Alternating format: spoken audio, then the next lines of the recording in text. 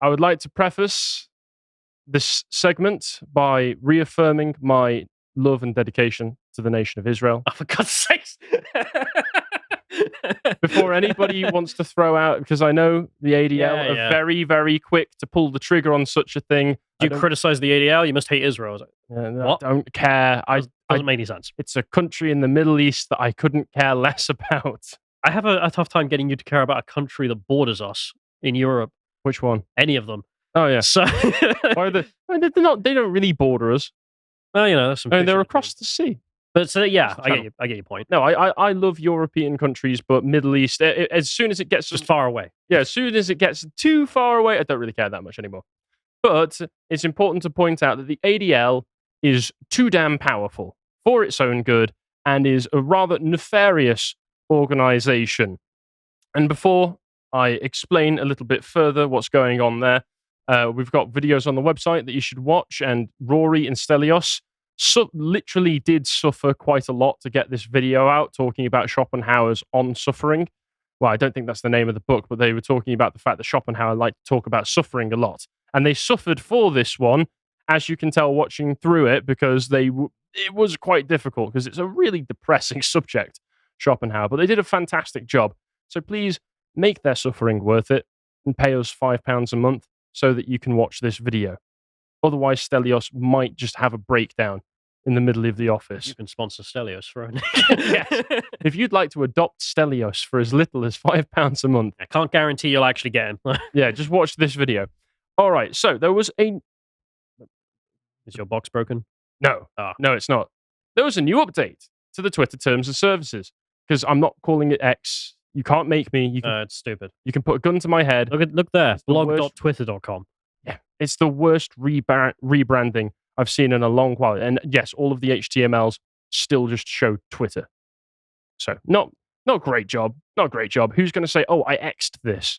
No, you tweeted it, you fool. But they said X has a responsibility to put the right systems in place to ensure our communities have access to open, accurate, and safe political discourse. Oh, great. Oh, fantastic. I know where this is going. Twitter's done such a fantastic job of moderating political discourse in the past. And Elon's done such a great job of promoting free speech. He let some people out of the suspension cages.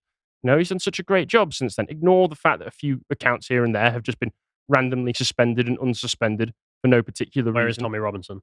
Yes, exactly that. There have been a number of accounts that Elon has just outright said, like Alex Jones, for instance, I'm not going to let him back. Why? Is there a principled reason? I just don't like him. See, at least there I can respect it, though, because he's the king, and the king can sit there and be like, I don't like him. Well, yeah, you can make the exception. But like Robinson, for example, don't even know who he is. Why is he still banned then? Yeah. So, very strange. And it's very clear that there are still malignant forces within Twitter manipulating things and being able to have free reign over what they can do. Elon may have tried to rein that in, but he hasn't reined it in enough. And it seems with these new terms and conditions and terms of service, that some of the old problems will be coming back. So if you go to the actual blog post where they're talking about it, I'll read some things regarding this. So during elections, great start, fantastic start. Twitter's going to get in bloody election discourse again, right in time for 2024. Can't wait. X works to get in front of a range of tactics that people use to target the process. To do this, we hire the right people. And who are they? Update our policies and evolve our product. During elections, our civic integrity policy provides an extra layer of protection that is applied for a limited period of time before and during an election. We're updating this policy to make sure that we strike the right balance between tackling the most harmful types of content, those that could intimidate or deceive people into surrendering their right to participate in the civic process, and not censoring political debate. Policy will also be aligned with our updated enforcement philosophy, freedom of speech, not reach. So you just get shadow banned. There you go. We will add publicly visible labels to posts identified as potentially violating the civic integrity policy, letting people know when their reach has been restricted. So now, at least, if you're shadow banned, you know that you're shadow banned, so you can feel even more impotent and helpless. To be fair, that is better. Slightly better. It's not good, but it's better than not knowing. I spat in your face and then kicked you in the nuts. Yeah, well, at least I know who spat in my face. So thank you very much for that. So what this is saying is that they will just do all of the same things that they used to when it comes to moderating political speech. But you can tell this isn't Elon himself. I mean, this is the eternal problem with companies. Yeah. It's just like there's some department, particularly the election integrity department over there, who have decided that they're going to make new rules and ruin the place. Yeah, and you can put it in as much of a neutral language as you want. We know what's going to happen off of the back of this, which is that there are going to be people with their own political interests administering this behind the scenes, and it's never going to be positive for people like you or I. It's probably a sad fact of reality, but I mean, if Elon's going to be the king of Twitter, it's fair. He brought it. He's done a better rule than the previous regime, so that's true. He's probably just going to have to come back in every few months and purge these people. Yeah, because it just is going to keep. They're eager to get in. Yeah. They're eager to get in because they want to control the discourse.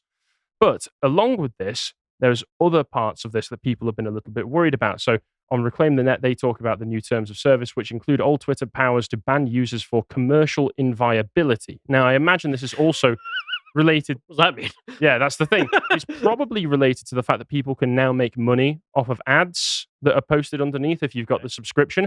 But then you're just giving the advertisers, again, more and more power to be able to dictate what content is on the website, which turns you into YouTube.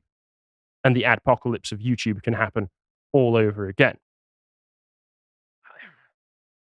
I hate to be the too much of a positive Nancy, no, absolutely. Negative Nancy, but that still is better than the old regime. Don't get me wrong. Like, I can see the problems here. I wish he didn't have these kind of civic integrity teams. These things are being seemingly, unless he is just going along with them. Because the old regime, I mean, you got no money ever for being on Twitter. I mean, I don't pay for Twitter Blue. I don't have. No, I wouldn't either. But I can look at it and be like, at least if you're someone who had 1 million followers, like, now you can actually do something with that. Because before, Twitter just took all the money and then spat in your face. It was mainly just something that you used to promote your reach and promote anything else that you may have been doing. Or there are plenty of posters on there who just use it as a place to post useful and interesting content. At least now they have the chance of being able to make money. But I've seen some people, Carl included, complain that the money that he was getting was not proportionate to the sort of impressions that he was getting. And then you had Ian Miles Chong and other types, the sycophant yes men, responding, saying, well, to people saying, oh, I'm not getting paid as much as I should be, saying, well, advertisers don't have to pay out if they find your content distasteful.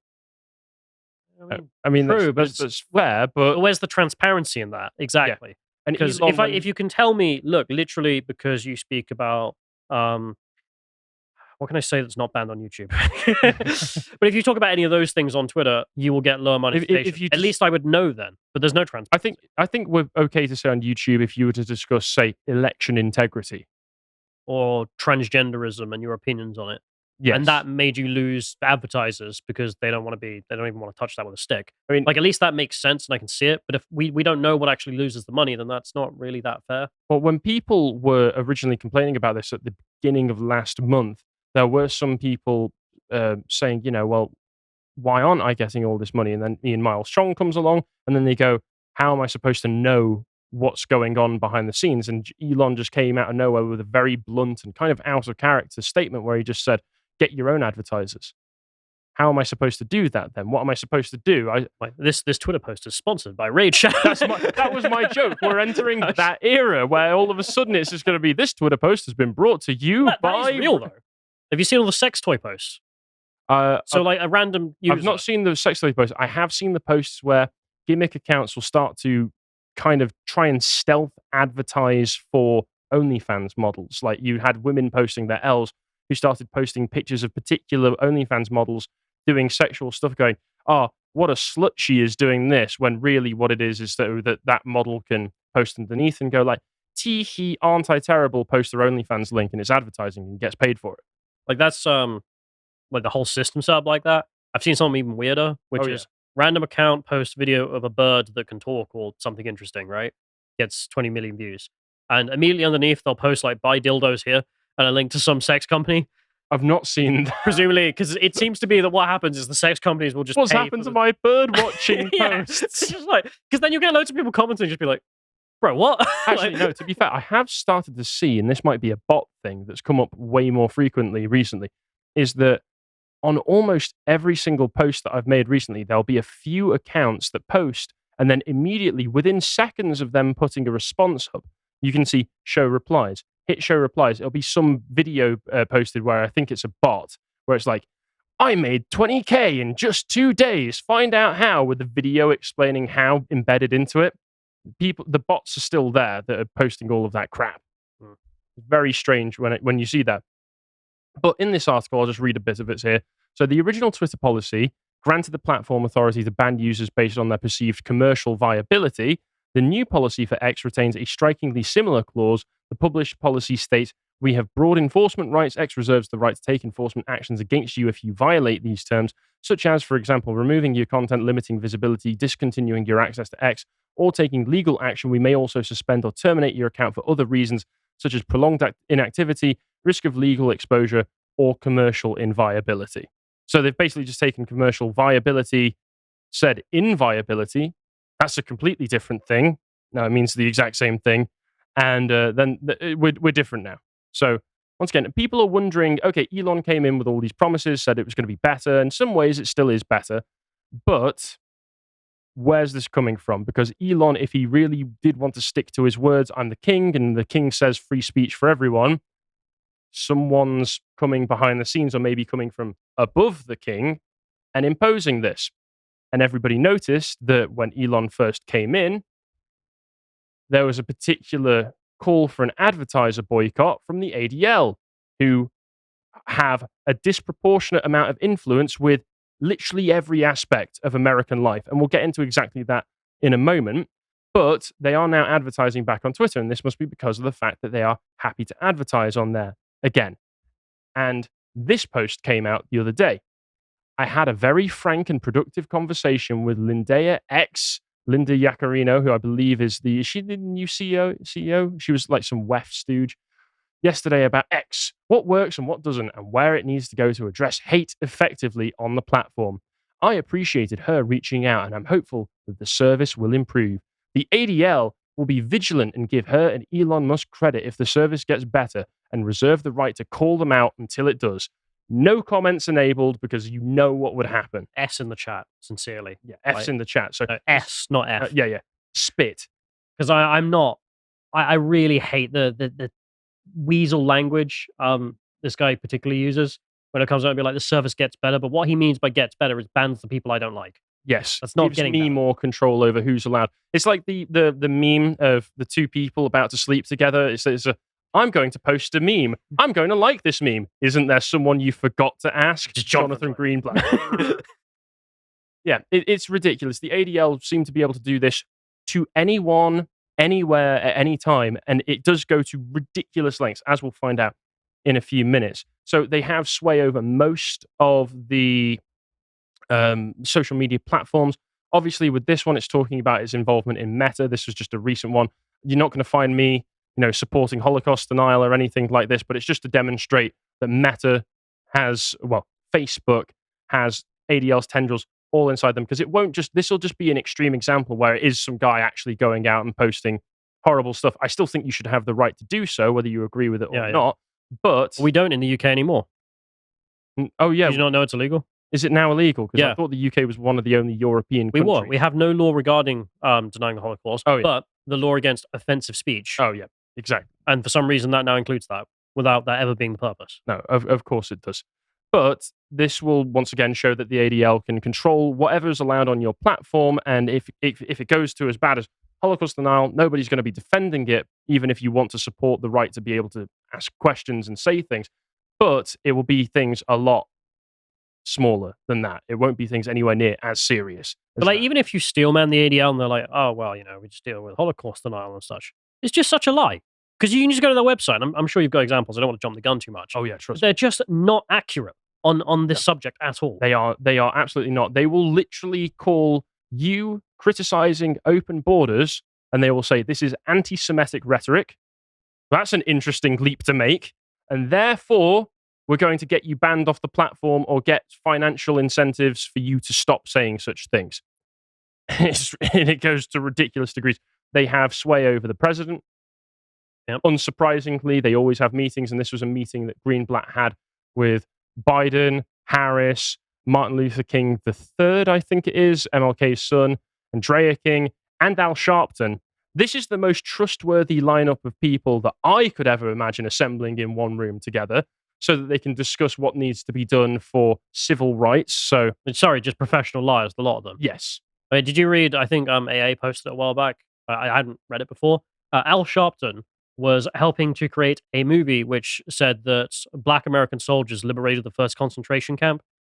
Yes, I was aware of this. Completely made up, obviously. Yeah, they just completely made it up because I think what I read was that the Jewish community, or at least this sort of ADL types who were in major They wanted to positions, foster greater African American and Jewish relations, as they so say. they were like, right, let's just make this up. Let's just make a lie up. Let's just say, see, we love you guys because you saved us from the concentration camps. And then there's like a Jewish guy who came out, and like probably loads of Israeli scholars come out and debunk these things. Like, yeah, this is kind of our job, and that didn't happen. Yeah, that was rubbish. There's nonsense. That didn't happen. And now it's celebrated as like, oh, remember that time we debunked that Holocaust story that was complete rubbish? But if it worked, if that guy hadn't come out and debunked it straight you'd have away, people today being like, don't you know that the first Holocaust camps were saved by Black Americans? You just look at them and be like, yeah.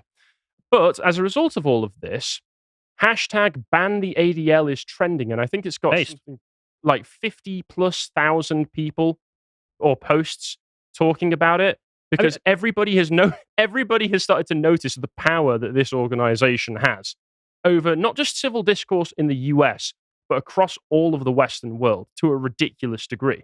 And sincerely, I mean, I don't know what argument they could possibly even have against this. So I'm sorry, you are literal fake news. You literally just spread misinformation. You're banned then. Bye. Yeah, and one of the people who is, I think, possibly the guy who started this in the first place was this guy, Jake Shields, who's like a former UFC fighter who started posting about the ADL. And of course, the second that he did... Man looks like a potato, not gonna lie. Yeah, Mr. Potato Head here. Humpty Dumpty.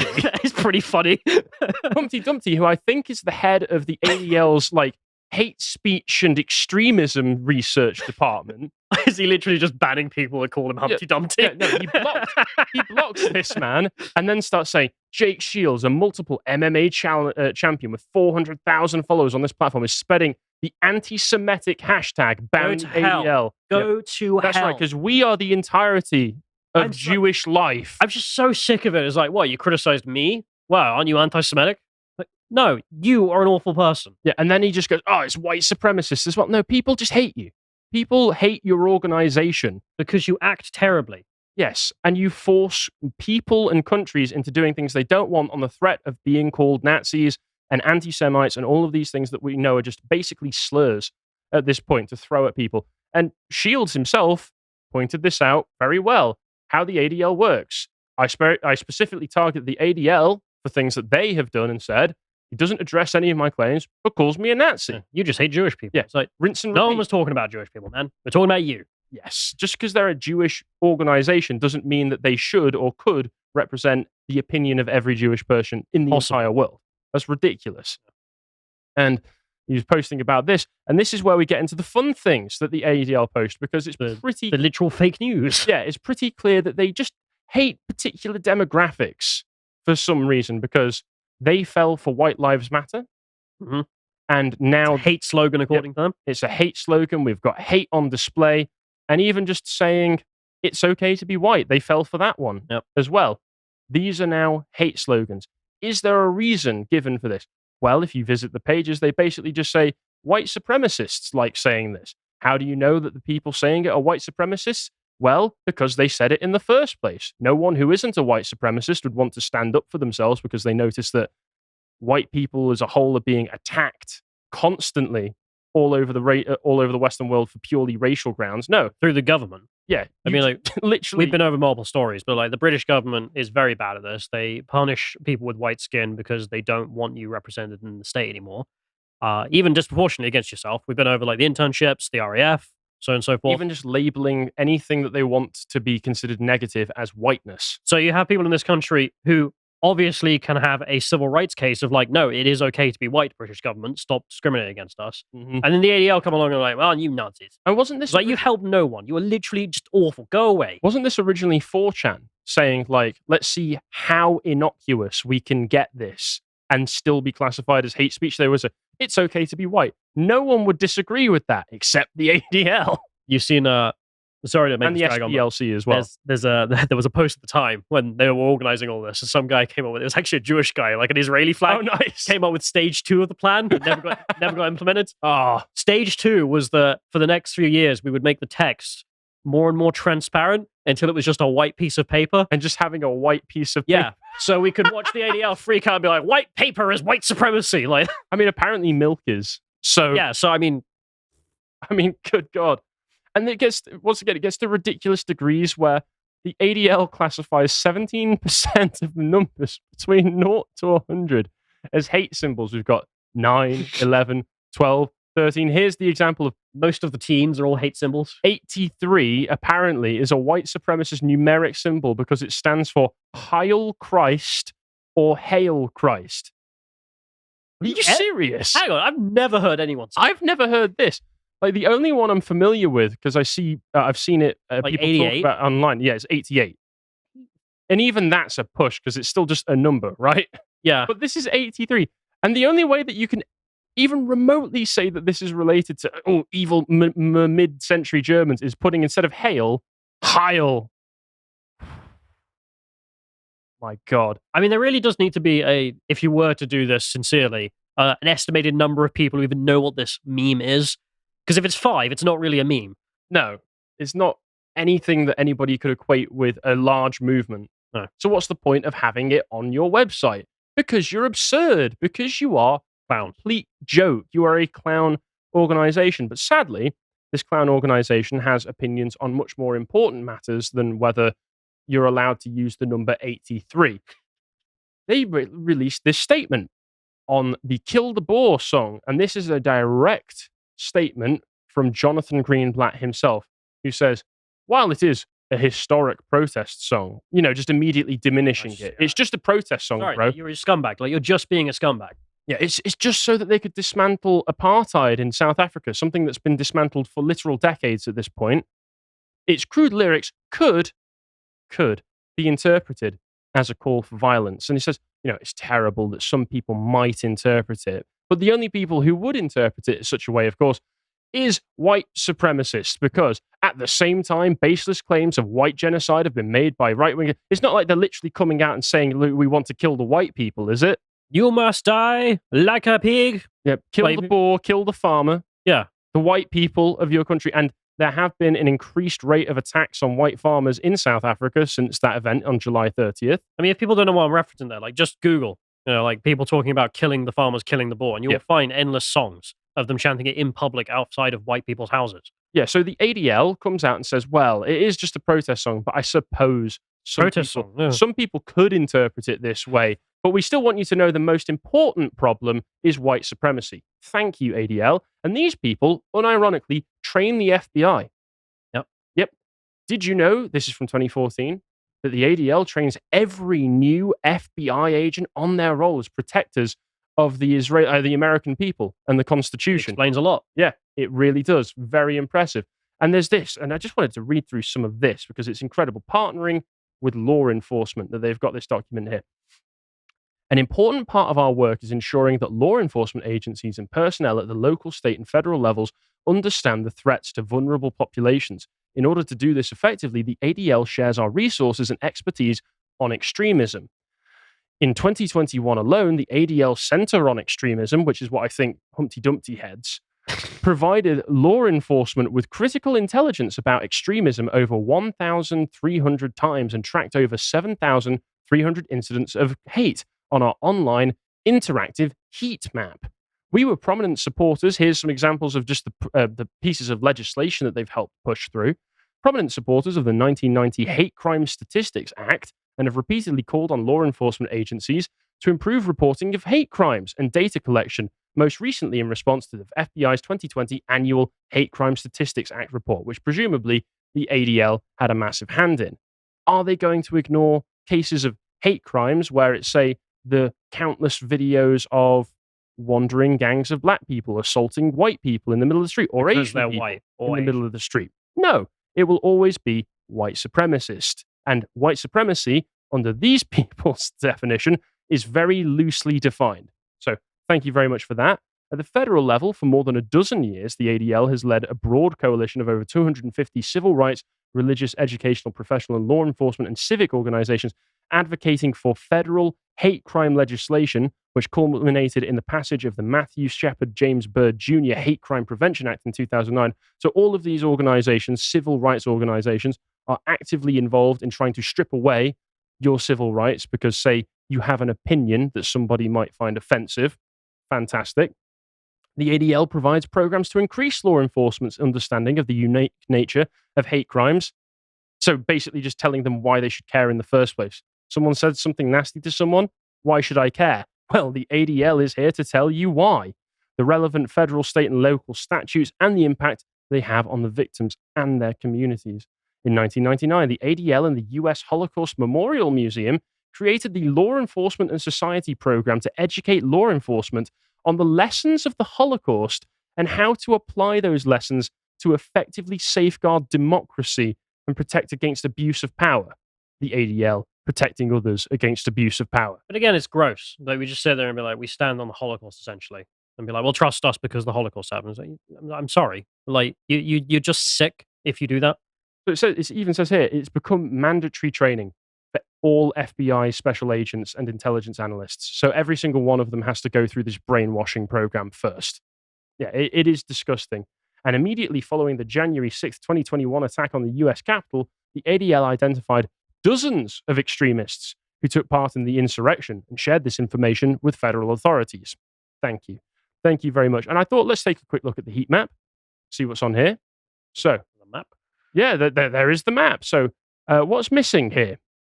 Anti-Semitic incidents, anti-LGBTQ, white supremacist propaganda, white supremacist events, extremist murders. That could be anything.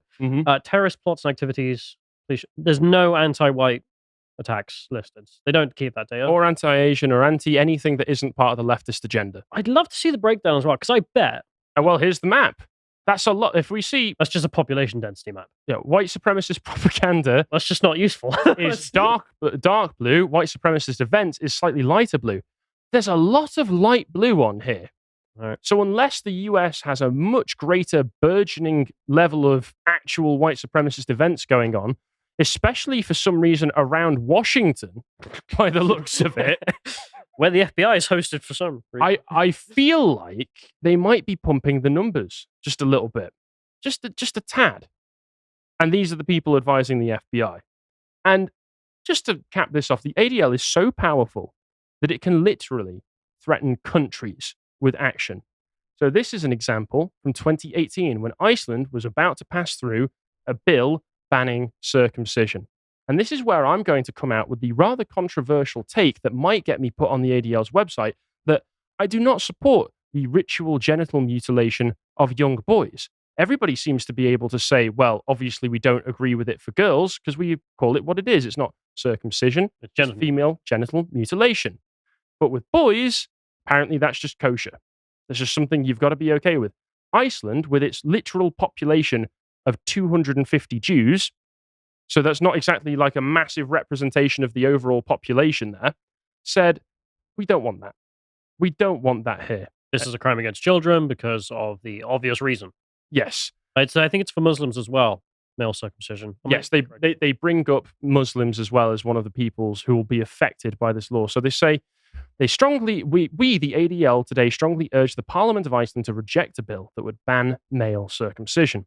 In a letter addressed to the parliamentary committee discussing the proposal, ADL CEO Jonathan Greenblatt said, the proposal to ban male circumcision is contrary to basic principles of religious freedom and deeply offensive to Jews and Muslims. This is like if 2,000 years ago he'd come out and said, the banning of ritual sacrifice is deeply against the fundamental principles of religious freedom. No, it's brutal, it's barbaric, it's sick. You shouldn't do it. I don't care if it's one of your religious precepts. If you are literally mutilating children's genitals, no, go away. If this is what you want, no, not having it. It's fair enough for a nation to say we have levels of civilization, and that doesn't include your religious practices. So I'm sorry, but that's the deal. The commandment of Brit Milah, circumcision on the 8th day, is a fundamental religious rite in Judaism and universally practiced by all families who identify as Jewish across the broad spectrum of practice. Such a ban would mean that no Jewish family could be raised in Iceland. It is inconceivable that a Jewish community could remain in any country that prohibited this practice. That's not how it's going to work either. It's just a lie. You would just go abroad, get it done, come back. Yeah. Because that's what the Muslims did here. Yes. Greenbat, in his letter, noted that the ADL is the leading monitor of far-right extremism in the United States. Should Iceland ban male circumcision, making it impossible for Jews and Muslims, because he wants to make sure that you care about the Muslims as well, to raise families in your country, we guarantee that Iceland will be celebrated by neo-Nazis, white supremacists, and other extremists. Even though, yada yada, basically calls them Nazis. And then there's even more detail if we go into the letter. Are you all right there? Yeah, I didn't know. I thought it'd be like 5 Muslims. Apparently there's 1,300 in Iceland. Really? That's quite worrying. Still bugger all compared to the population. But yeah, I mean, that's still a tiny proportion of the population. Probably why Iceland is such a nice and peaceful place. I was talking before we went on. Iceland's probably not that vulnerable to mass migration just because it's basically a big cold rock with a load of Vikings on it. But no one wants to live there anyway. Yeah, people want to visit there for summer because it's a beautiful country. I've been there before, but people don't really want to live there. I mean, unless you're Icelandic. Unless you're Icelandic, in which case, more power to you. If you read this letter, first off, it goes through some rather bunk research as far as I'm concerned, where he says, according to the American Academy of Pediatrics, evaluation of current evidence indicates that the health benefits of newborn male circumcision outweigh the risks and the procedure's benefits justify access to this procedure for families who choose it. Emphasis here on choose it, which is not something that I'm aware that the US practices. It's more you have to choose to opt out of it. Specific benefits identified included prevention of urinary tract infections, penile cancer, and transmission of some sexually transmitted diseases, including HIV. Let's ignore the fact that it literally traumatizes babies to do this. No, but that evidence isn't legitimate either. Is it not? As far as I'm aware, the whole HIV thing is really negligible, and the other stuff is complete bunk. So I could really go on a rant about circumcision. I'm also very passionate about that subject, but I'm absolutely because of the time. I was shocked here. The US population of over 325 million, a circumcision rate of 81% among US males aged 14 to 59. With that, the opinion of the American Academy of Pediatrics should be considered more authoritative than European study which asserts the contrary. No, it shouldn't. No. Why should a European country have to stick with these American standards? And then you get into the really sick stuff here.